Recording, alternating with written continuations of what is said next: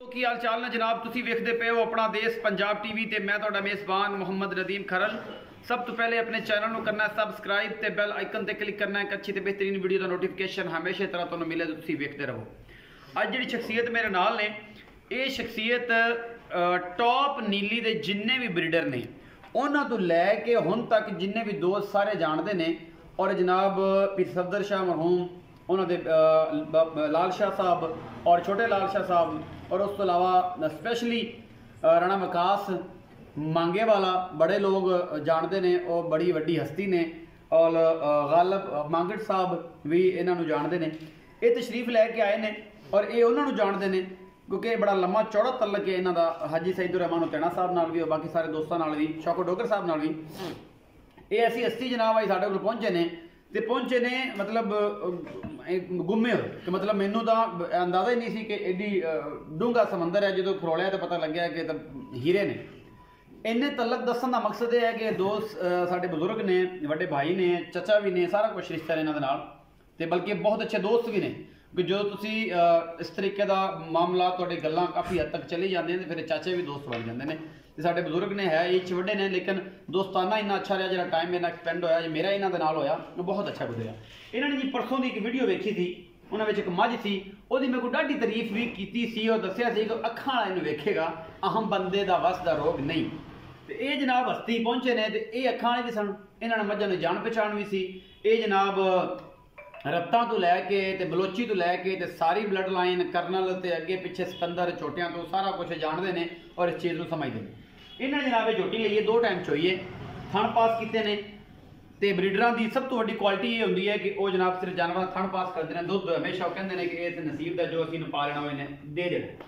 बाकी ये अपना तारफ खुद करवाएंगे और दसणगे की नाम इन्हों का, कितों आए ने और की गलबात है, तो सौदा किमें होया और आके की पाया, पूरा फीडबैक देंगे टीम के बारे और साढ़े बारे, कॉपरेशन के बारे। कोई फ्रॉड या ठगी या कोई ऐसी 2 नंबरी तो नहीं लगी इन्होंने, ये जनाब दसणगे। अस्सलाम वालेकुम चाचा जी। वालेकुम जी। कैसे हैं जी? अल्लाह पाक का शुक्र है। अच्छा जी, पूरा नाम दसो और अपनी पूरी गल बात भी दसिया जी प्लीज। सरदार अशरफ मेरा नाम है, तहसील चूनिया नाल तलक है जी। ते नूरपुर साडा विलेज है। ए नूरपुर जट्टा साडा पिंड है जी जी। ते मैं नाल एक शेर भी कवांगा, फनूस बन के जिसकी हिफाजत हुआ करे वो शम्मा क्यों बुझे जिसे रोशन खुदा करे। ते मैं गुजारिश ये करना चाहना कि नदीम साडा छोटा वीर है, ते अल्लाह इनू अपनी अमान च रखे ते अपनी पनाह च रखे। ये बंदा नीली ते ही काम करता है, मल्लो मोड़ ते नहीं करता, रावी ते नहीं करता। ते सारिਆਂ तो वड्डी गल ये आ जिहड़ी गल करता है वो पूरी ते पक्की करता है, 2 नंबरी नहीं करता। खज्जल खराबी कोई नहीं हुंदी इहदी वीडियो पाई च। तुसी ओवर कंट्री वाले लोगों ते भी मैं तुहानू ये फीडबैक देना, या मुल्क के अंदर रहने वाले लोग उन्होंने भी इंशाल्लाह मैं गुजारिश करांगा जिथे नदीम खरल की वीडियो होवे तुसी अंधा धुंध कार को करवाना चाहो वो करवा लो। अगर तुसी जाके जानवर वेखना होवे उन्हें भी नहीं इंशाल्लाह होवेगा। अल्हम्दुलिल्लाह अल्लाह दे पूरे दा पूरा रिजल्ट होवेगा अल्लाह दे हुक्म दा। अल्हम्दुलिल्लाह। और फिर इस बंदे च कोई 2 नंबरी नहीं भाई इधरों डंडी मार ली, इधरों मार ली, इधरों मार ली, नहीं। ईमानदारी नाल और अल्लाह नू मनदे होया जेड़ा काम करना है वो नेक नीयत नाल करना है, ते अल्लाह तबारक तआला बंदे दी नीयत उत्ते दुनिया ते आखिरत दे फैसले करदा है। अल्हम्दुलिल्लाह। ते मैं इहदे नाल ही सारे दोस्तां नू अल्लाह हाफिज़ आखां। थैंक यू सो मच सरदार साहब, इन्ना कुछ कराने का बेहद शुक्रिया, मशकूर हाँ तुहाडे। बाकी तुहानूं अंदाज़ा तो इस गल का हो गया होना कि तुहाडे नाल की गल होई सी और तुसीं अपने मालक नूं पैसे खुद गिणाए ने, बजाए कि असीं कोई मामला तुहाडे कोल बैठे हैं। तो तुसीं बल्कि ये क्या है कि मैं तुसीं खुद चले जाओ सरदार साहब, जाके तुसीं पहले जगह वेख ले, तुसीं कहा नहीं यार अगर फ्री हैं तो टाइम अच्छा एक्सपेंड हो जाएगा तो आ जा। हाँ। तो मैं फ्राइडे है, आप बुलाया फ्राइडे है, तो मैं चलो तुहाडे नाल एक अच्छा गैदरिंग हो जाएगी, तुहाडे को बहुत कुछ सीखण नूं भी मैनूं मिलिया। ऐ नहीं कि कुछ सीखण नहीं मिले। तो इंशाल्लाह इंसान सारी उम्र सीखता है। यह मझ इन्होंने खरीदी थी जी।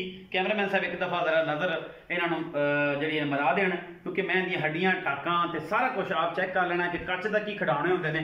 तो लोग कहते जरूर ने, लेकिन कच होंदा की है वो हाजी साहब ने वेख्या है, सरदार साहब ने देखा है, और जनाब आप मालक नूं भी पुछने हैं कि उन्होंने की पाया। जनाब हाँ जी, तुहाडे भाई खड़े सन परसों जेडे वीडियो ते खलोते सन, पैसे अपने पूरे कर ले जी।